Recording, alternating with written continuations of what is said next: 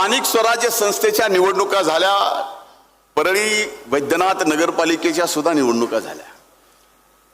त्या निवडणुकीमध्ये ज्या प्रमाणावरती सरकार पूर्णपणानं घट्ट महायुतीचं म्हणून आहे, या परळी महाराष्ट्रात कुठं कशी निवडणूक झाली हे आपल्या सगळ्याला माहिती आहे, पण परळीत मात्र महायुती म्हणून जशाला तशी जशी वर आहे तशी खाली आम्ही निवडणूक लढवली आणि परळीच्या मायबाप जनतेने अभूतपूर्व यश सुद्धा या ठिकाणी दिलं। म्हणून माझी आपल्याला विनंती होती की मराठवाड्यात नाही असं परळी नगर परिषदेने भूमिपूजन त्यावेळेस आदरणीय दादांनी केलं होतं वाचनालयाचं, डॉक्टर भालचंद्र वाचनालयाचं। आमच्या सर्वांची इच्छा होती, नवीन निवडून आलेल्या सर्व कौन्सिलची इच्छा होती की त्याचं उद्घाटन आपल्या हातानं व्हावं आणि ती वास्तू आपण बघावी।